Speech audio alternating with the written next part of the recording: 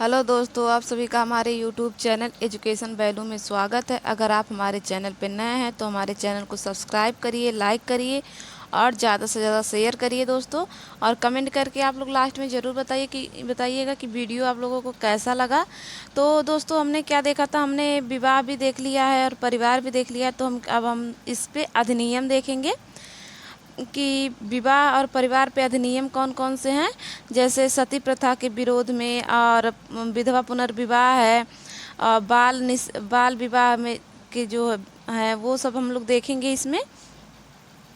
और अगर ये ज़रूरी नहीं है कि मैं हर वीडियो में आप लोगों को बताती हूँ कि ये ज़रूरी नहीं है कि सिर्फ इसे मुख्य सेविका वाले ही देखें।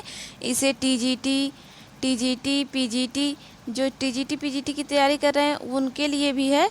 और कुछ क्योंकि मुख्य सेविका का और प्लस टीजीटी प्लस पीजीटी का, वो भी जो टीजीटी पीजीटी जिनका है उनका होम साइंस हो तो उनका लगभग सिलेबस सेम है। क्योंकि मुख्य सेविका में जो सिलेबस है लगभग वही सिलेबस टीजीटी पीजीटी वालों को भी पढ़ना है। तो चलिए हम और आगे देखते हैं अब।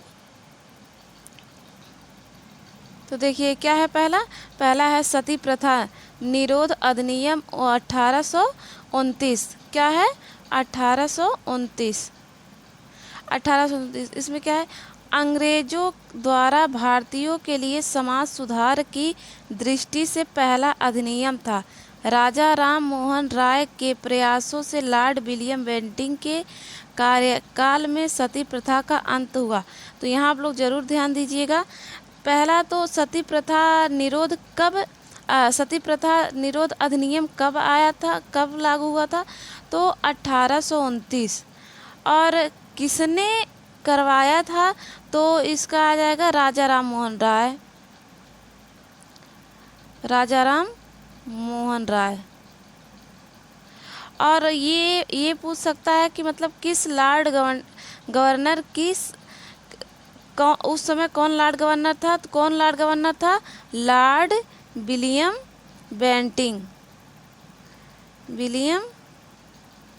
बेंटिंग। उस समय इन्हीं के सहयोग से सती प्रथा का क्या हुआ था? अंत हुआ था। चलिए अगला देखते हैं। यहाँ देखिए, ये देखिए दास प्रथा, भारतीय दास अधिनियम 1843। ये याद रखिएगा कि दास अधिनियम कब अंत हुआ इसका? तो 1843। जाति निरोग्यता निवारण अधिनियम 1850। तो आप लोग ऐसे इसको सीधे सीधे याद करना है, कुछ इसमें करना नहीं है। चलिए, हिंदू विधवा पुनर्विवाह अधिनियम 1856। तो ये देखिए, ये हिंदू विधवा पुनर्विवाह कब लागू हुआ था? तो 1856। ये भी राजा राम मोहन राय तथा श्री ईश्वर चंद्र विद्यासागर के प्रयासों से ही बनाया गया। 1861 में एक विधवा विवाह संघ की स्थापना की गई। आर्य समाज ने इस कार्यक्रम को प्राथमिकता दी। ठीक, तो ये किसके किसके सहयोग से था? राजा राम मोहन राय और ईश्वर चंद्र विद्यासागर। और 1861 में दोस्तों, यहाँ ध्यान दीजिएगा, 1861 में विधवा विवाह संघ की क्या की गई? स्थापना की गई। आर्य समाज के संस्थापक कौन है दोस्तों? आप लोग ये कमेंट में ज़रूर बताइएगा। कि आर्य समाज के संस्थापक कौन है। तो इस कार्यक्रम को प्राथमिकता दी गई। चलिए ये देखते हैं, अगला है बाल विवाह पर रोक का प्रथम कानून कब लाया गया? 1860 में, जिसमें लड़कियों की आयु क्या रखी गई? 10 वर्ष कर दी गई। 1851 में बढ़ाकर 12 वर्ष कर दी गई। पर इस संबंध में उल्लेखनीय अधिनियम राय हरबिलास दास शारदा की सिफारिश के फलस्वरूप सन 1929 में पास हुआ। जब प्रथम कानून आया था बाल विवाह पर रोक का 1860 में, तब जो लड़कियों की आयु थी तब 12 वर्ष थी। फिर दोबारा कब आया था? 1891 में, तब 12 वर्ष की गई थी। और 1860 में क्या था? 10 वर्ष था। लेकिन जो ये फिर से अधिनियम का था वो हरबिलास दास शारदा की सिफारिश के फलस्वरूप सन 1829 में पास हुआ। तो यहाँ पर क्या हुआ था? तो यहाँ पर लड़कियों की संख्या जो थी वो 14 वर्ष कर दी गई थी। तो यहाँ देखिए, रुकिए अभी बता रहे हैं। इसे बाल विवाह अवरोध अधिनियम 1829 यह सापेक्ष में शारदा एक्ट कहते हैं, क्योंकि ये उन्हीं के प्रयास से था, इसीलिए इसे शारदा एक्ट कहते हैं। कानून के रूप में अप्रैल 1930 से लागू किया गया। पहली बार इस अधिनियम में लड़की तथा लड़के दोनों की आयु निर्धारित की गई। इस कानून के अंतर्गत लड़की के लिए विवाह आयु 14 वर्ष और लड़के के लिए 18 वर्ष की गई। तो पहले क्या था, पहले दोस्तों हमने क्या देखा, 1860 में लड़की की संख्या कितनी थी, तो कितनी थी, 10 वर्ष। फिर 1861 में कितनी की गई थी, 12 वर्ष। कितनी थी, 12 वर्ष। तो जब ये राय हरबिलास शारदा का जो ये एक्ट आया, इन्होंने 1929 में एक्ट लाया, लेकिन ये पारित कब हुआ था, 1930 में। 1930 में जब पारित हुआ तो इसमें लड़कियों की संख्या कितनी कही गई थी, वर्ष आयु कितनी कही गई थी, विवाह आयु कितनी थी, 14 वर्ष, और लड़कों की 18 वर्ष। तो ये विवाह आयु है दोस्तों, कि लड़कियों की शादी कब की जा सकती है, तो 18 वर्ष। अब क्या है, अब तो लड़कियों की आयु क्या है, 18 वर्ष, और लड़कों का कितना, 21 वर्ष। तो चलिए आगे भी और देखते हैं। ये देखिए, लड़कों का कितना किया गया था, 18 वर्ष निर्धारित किया गया। अब चलिए देखते हैं हिंदू विधवा विवाह। 1955 के हिंदू विवाह अधिनियम लड़की की आयु 15 वर्ष और लड़के की आयु 18 वर्ष निर्धारित की गई। जो ये हिंदू विवाह था, हिंदू विवाह अधिनियम 1955, जब अगर ये पूछेगा कि 1955 में हिंदू विवाह अधिनियम के तहत लड़कियों की उम्र कितनी थी, तो आप कितना बताएंगे, 15 वर्ष। लेकिन अगर ये पूछे कि शारदा एक्ट में लड़कियों की आयु कितनी निर्धारित की गई थी, तो आप दोस्तों ये बताएंगे कि ये 14 वर्ष निर्धारित की गई थी और लड़कों की आयु 18 वर्ष। ये आप लोग ध्यान दीजिएगा, क्योंकि ये हमेशा पूछता है। और ये भी पूछता है कि शारदा एक्ट कब आया था, तो 1929 में। पारित अगर पूछ लेगा तो 1930 में। ठीक है, ठीक। तो चलिए आगे देखते हैं। यहाँ देखिए, अब भारत सरकार द्वारा बाल विवाह अवरोध संशोधन अधिनियम 1978 के द्वारा विवाह कानून की न्यूनतम आयु 18 वर्ष लड़की की, देखिए अब क्या है, 18 वर्ष क्या है, लड़कियों की आयु है, और 21 वर्ष क्या है, लड़कों की आयु है। तो अब अनिवार्य कर दिया गया है। जो अब आप सभी को पता है कि लड़कियों की शादी कब की जा सकती है, तो 18 वर्ष से कम लड़की की शादी नहीं की जा सकती है, और 21 वर्ष का लड़का होना चाहिए। चलिए आगे देखते हैं। कन्या बाल हत्या निरोध अधिनियम, ये कब लाया गया था, ये 1870 में लाया गया था।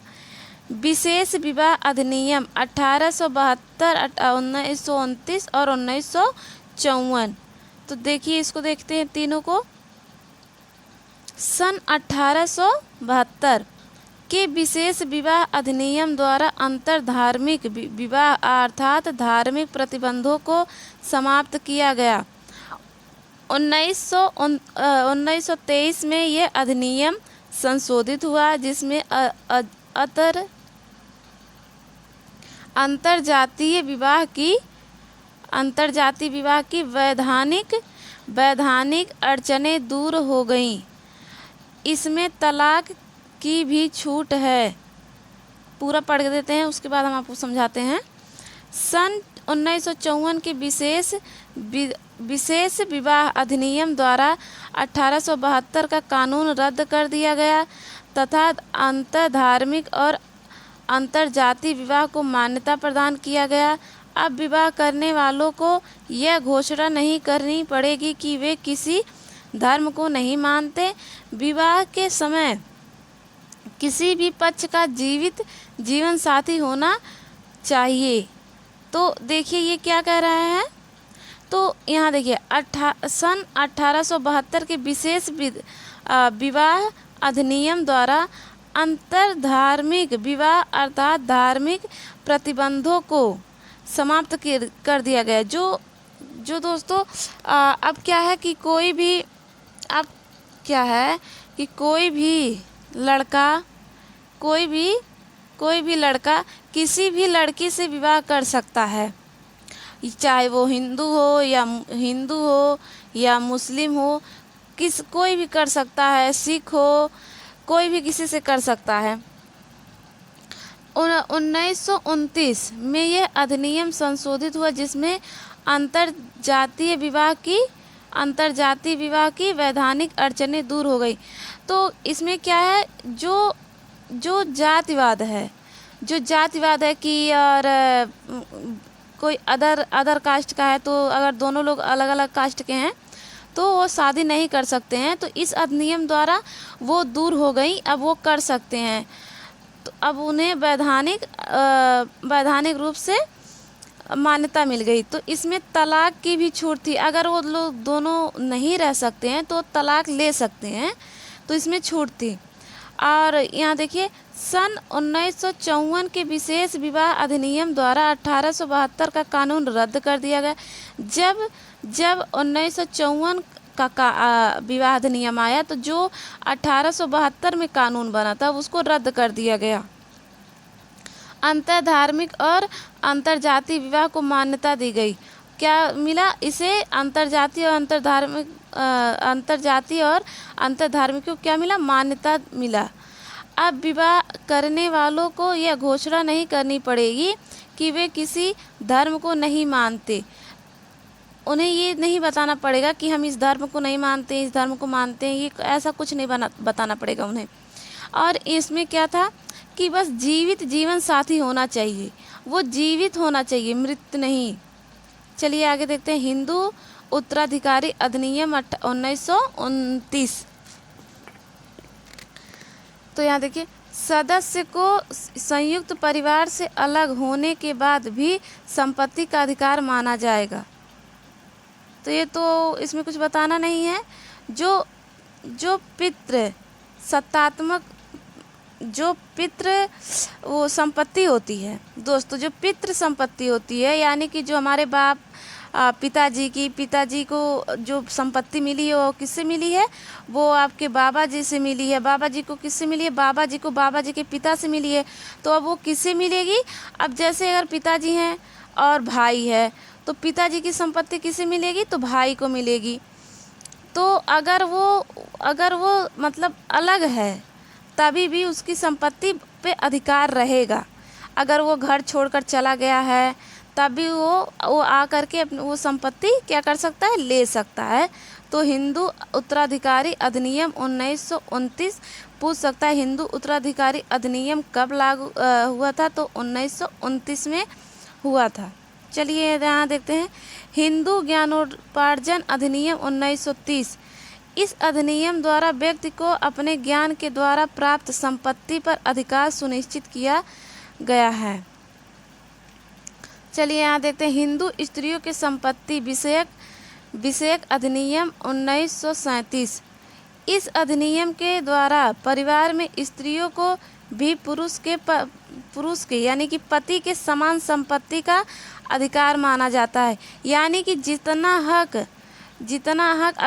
अगर ये पति हैं और पत्नी, अगर इनकी संपत्ति 100 है तो अगर इनकी संपत्ति 100 रुपये है तो 50 रुपये इनका होगा और 50 रुपये इनका होगा। यही इस अधिनियम में बता रहा है कि हिंदू स्त्रियों के संपत्ति विषयक अधिनियम 1937।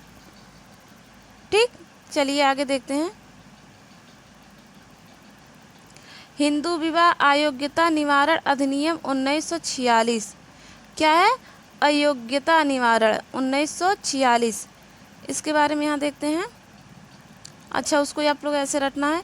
हिंदू विवाह अधिनियम 1955 जम्मू कश्मीर को छोड़कर पूरे भारत में लागू है। इसके अंतर्गत हिंदू, बौद्ध, जैन और सिख आते हैं। इनमें हिंदू विवाह की प्रचलित विभिन्न विधियों को मान्यता दी गई है तथा जातियों को विवाह विच्छेद के अधिकार दिए गए हैं। इसमें क्या कह रहा है, 1955 के अंतर्गत सिर्फ जो ये जम्मू कश्मीर है इसको छोड़ के बाकी जो धर्म हैं, हिंदू हो गए, बौद्ध हो गए, जैन हो गए और सिख, ठीक, इनमें हिंदू विवाह की प्रचलित विभिन्न विधियों को मान्यता दी गई है। अगर वो हिंदू विवाह से इन्हें हिंदू में ही रखा गया है, अगर वो ऐसे विवाह करते हैं तो उन्हें क्या है, मान्यता दी गई है। चलिए यहाँ देखते हैं, इस अधिनियम के कुछ महत्वपूर्ण बिंदु निम्न प्रकार के हैं। ये तो हम देख लेते हैं ऐसे। इस अधिनियम के द्वारा होगा दोस्तों, यहाँ के होगा, के द्वारा एक विवाह की अनिवार्यता कर दी गई जिससे स्त्रियों की दशा में सुधार आया। यहाँ हिंदू में क्या है, हिंदू विवाह वाला एक्ट है, उसमें मात्र क्या है, एक विवाह कर सकता है। अगर पुरुष है तो पुरुष एक स्त्री से विवाह कर सकता है और स्त्री एक पुरुष से विवाह कर सकती है। अगला पॉइंट देखते हैं। अगला पॉइंट है, इसके द्वारा हिंदू स्त्रियों को पहली बार विवाह विच्छेद की अनुमति दी गई। इसके द्वारा गोत्र बहिर्विवाह व सप्रवर बहिर्विवाह को समाप्त किया गया, जबकि सपिंड बहिर्विवाह को स्वीकार किया गया। अब देखिए अगला पॉइंट देखते हैं। इस अधिनियम में न्यायिक पृथक्करण का प्रावधान किया गया है। न्यायिक पृथक यानी कि उन्हें अगर कोई दिक्कत होती है तो उन्हें न्याय मिल सकता है। इसके अंतर्गत विवाह विच्छेद करने की निम्न शर्तें हैं, नपुंसकता ना हो, विक्षिप्तता ना हो, 7 वर्ष तक पति का लोप होना, संक्रामक रोग और बलात्कार, अगर ये सब है तो उन्हें वो छोड़ सकती हैं। चलिए आगे देखते हैं। यहाँ देखिए, समलिंगता, पशु मैथुन, मनुष्य का एक निम्नतर पशु के बीच लैंगिक संबंध। चलिए देखते हैं, हिंदू उत्तराधिकारी अधिनियम 1956, ठीक, इसमें क्या है, इस अधिनियम के पहले उत्तराधिकारी 2 शाखाओं में विभाजित था। कौन कौन से, मिताक्षरा और दाय भाग। मिताक्षरा और दाय भाग कौन कौन सा था, मिताक्षरा और दाय भाग। इसके फलस्वरूप स्त्रियों को उत्तराधिकारी प्राप्त करने में अनेक कठिनाइयां प्राप्त हो गई थीं। इस अधिनियम के द्वारा मिताक्षरा और दाय भाग से संबंधित उत्तराधिकारी के अलग अलग नियम समाप्त कर दिए गए हैं। जो उसकी त्रुटियां रही हैं वो उसको समाप्त कर दिए गए हैं इस अधिनियम के द्वारा। और इसमें कुछ ज़्यादा नहीं पढ़ना है आप लोगों को, बस इतना आप लोग बस इसको क्या करिएगा, इतना, और हाँ इतना याद रखिएगा। और इसमें पूछ सकता है कि कौन कौन सी 2 शाखाएं हैं, तो ये मिताक्षरा और ये दाय भाग को याद करिए रखिएगा। चलिए आगे देखते हैं, वैवाहिक समायोजन देख लेते हैं। वैवाहिक समायोजन का अर्थ अनुकूल बनाना है। पति पत्नी द्वारा परस्पर त्याग, सहयोग, सहनशीलता एवं सहानुभूति जीवन व्यतीत, संतुष्टि, सुख एवं समृद्धि बनाने हेतु किया गया समायोजन वैवाहिक समायोजन कहलाता है। आगे देखिए, विवाह के पूर्व पति तथा पत्नी 2 भिन्न भिन्न परिवार के सदस्य होते हैं। आप सभी को पता है, उसमें तो कुछ बताना नहीं है कि पति पत्नी कहाँ कैसे होते हैं, तो अलग अलग परिवार से होते हैं। यहाँ देखिए, वैवाहिक समायोजन के आवश्यक तत्व, विवाह के प्रति दृष्टिकोण, उपयुक्त जीवन साथी हो, वैवाहिक दायित्वों का पालन करे, अपारंपरिक भावनाओं का सम्मान करे, परस्पर सहयोग तथा विश्वास करे। ये होना चाहिए दोनों के अंदर, एक पति पत्नी के अंदर होना चाहिए। चलिए असमायोजन देखते हैं। वैवाहिक जीवन में असमायोजन क्या देखेंगे, वैवाहिक जीवन में असमायोजन उत्पन्न करने वाले कारण देखेंगे। संवेगों का असमंजस्य, पारस्परिक प्रेम एवं विश्वास का अभाव, यौन संबंधों की अवस्थाएं, सामाजिक अवस्था आर्थिक अव्यवस्था सॉरी दोस्तों, ये यौन संबंधों की अव्यवस्था, सामाजिक अव्यवस्था, आर्थिक अव्यवस्था, ये सब क्या है, ये सब कारण है। पारिवारिक तनाव व संघर्ष, शिशु का अभाव, आयु, ये सब क्या है, ये सब असमायोजन उत्पन्न करने वाले क्या है, कारण है। इससे क्या होगा, इससे परिवार में क्या होगी, इससे परिवार में दिक्कतें आएंगी। चलिए यहाँ देखते हैं विवाह विच्छेद के पक्ष में तर्क अथवा लाभ। स्त्रियों की स्थिति में सुधार में सहायक, कष्टमय जीवन से मुक्ति, गतिशील समाज में विवाह विच्छेद आवश्यकता है, स्त्री और पुरुष की समानता के लिए आवश्यक है। ये विवाह विच्छेद के पक्ष में तर्क जो है, इसका लाभ जो है ये आप लोग देख लीजिएगा। ये तो मैंने बता दिया है, तो इसमें कुछ ज़्यादा नहीं करना है। बस ये सब थोड़ी अगर आप लोग पढ़े रहेंगे तो आप लोग अच्छे से कर पाएंगे एग्ज़ाम में। ये देखिए, इसकी हानियाँ देख लीजिए। अगर इससे पूछ सकता है इसकी क्या हानियाँ हैं, तो अगर ऑप्शन 4 दिया रहेगा उसमें से एक नहीं रहेगा, तो अगर आप लोग पढ़े रहेंगे तो उसको ज़रूर लगा पाएंगे। सांस्कृतिक मान्यताओं के विरुद्ध, आर्थिक रूप से अव्यवहारिक, पारिवारिक संगठन के विरुद्ध, बच्चों की समस्या। तो ये आप लोग ऐसे बस पढ़ लीजिएगा, इसमें कुछ ज़्यादा समझने वाली बात नहीं। अगर आप 1 से 2 बार पढ़ते हैं तो आप लोगों को खुद ब खुद समझ में आ जाएगा। तो चलिए दोस्तों, हमारा ये समाप्त होता है। अब इसके आगे देखिए, अगर आप लोग कमेंट करके बताइएगा कि आप लोगों को इसके बाद क्या पढ़ना है।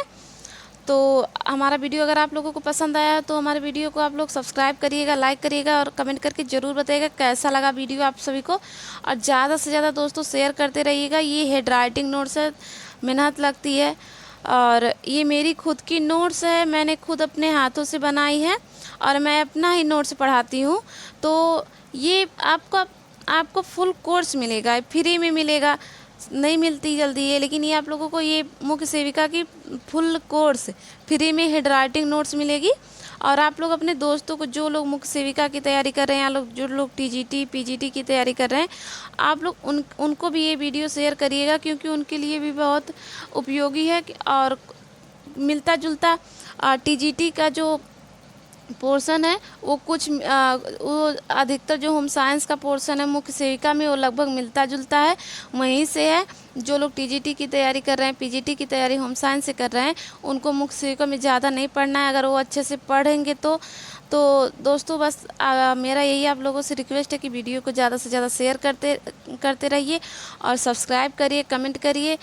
चलिए दोस्तों, धन्यवाद। मिलते हैं अगले वीडियो में ऐसे ही वीडियो के साथ। धन्यवाद। और हम पढ़ेंगे सिलेबस मुख्य सेविका की। धन्यवाद।